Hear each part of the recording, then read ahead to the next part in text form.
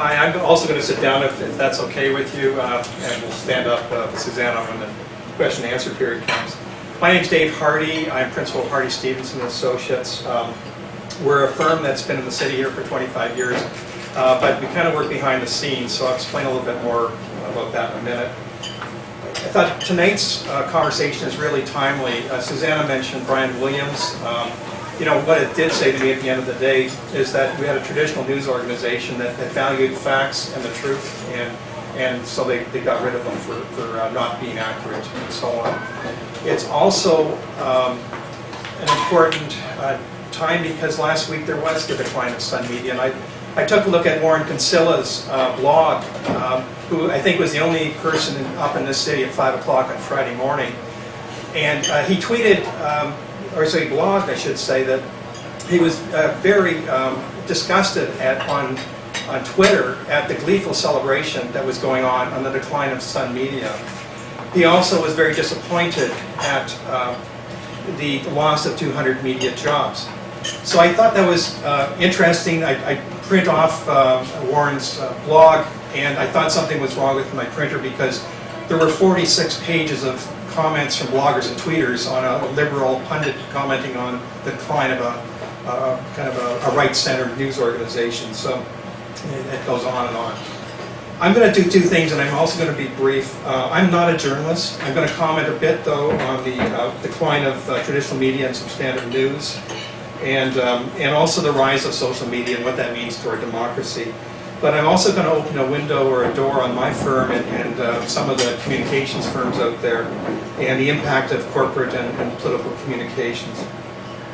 I do a lot of, at least my firm does a lot of work in where issues involve health, science, and public interpretation of health and science and what they do about it. So I was really fascinated with Jenny McCarthy, a Hollywood star, who is providing medical opinions that you should not be vaccinating your children because that will lead to autism in your children.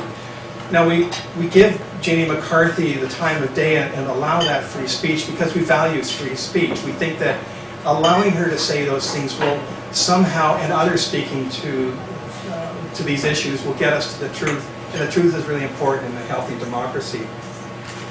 However, I'm asking, is 500 citizen journalists and non-journalists also weighing in on whether to vaccinate for measles or autism and so on? Is that really, and with all the tools of traditional media, is that helping or hurting us to arrive at the truth and reinforce a healthy democracy?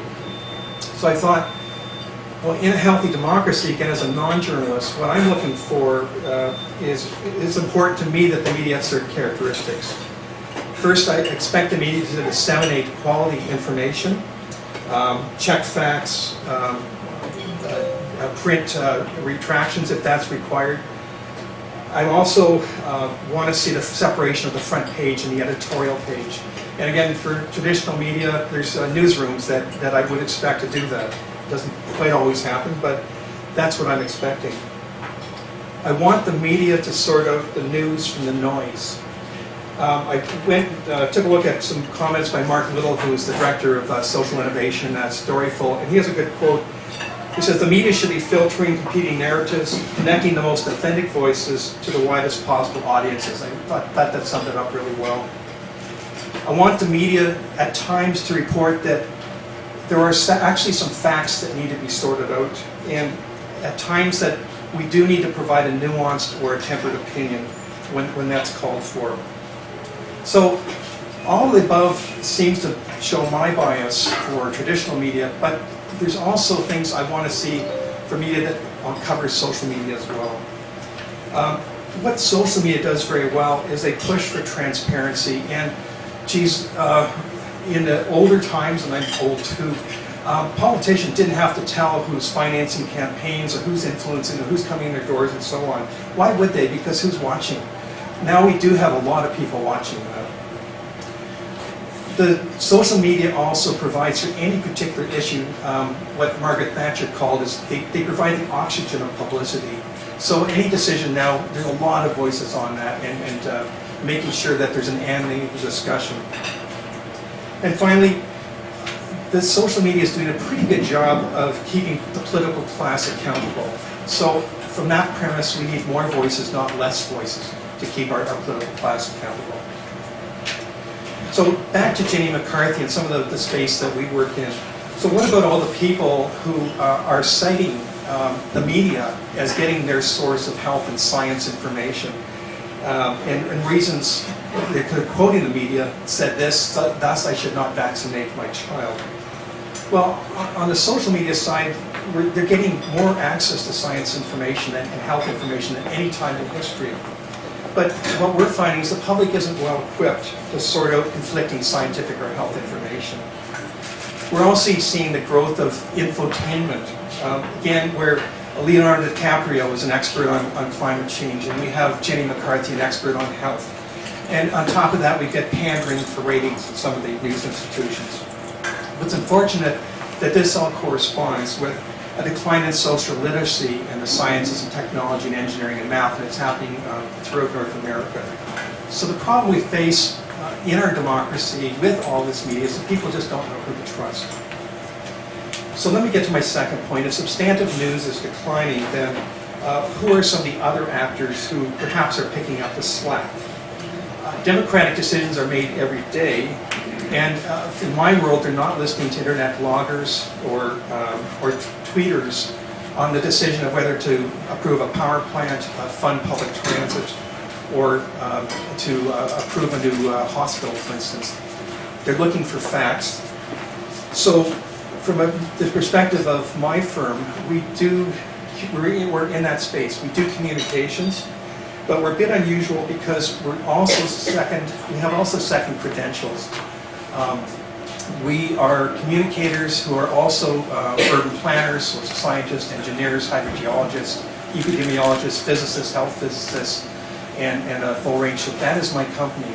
We're technical people that communicate, or we're communications people with technical backgrounds. We don't fit the mold of political and corporate communicators, and we also don't work for politicians or we're not government relations. What we do is we research and we frame communications. We facilitate democratic decision making.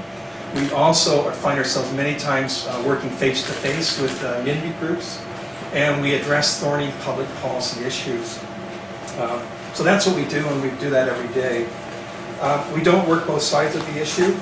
Our opinion is the same no matter what issue it is, and it puts us in dilemmas with our clients and certainly dilemmas with members of the public.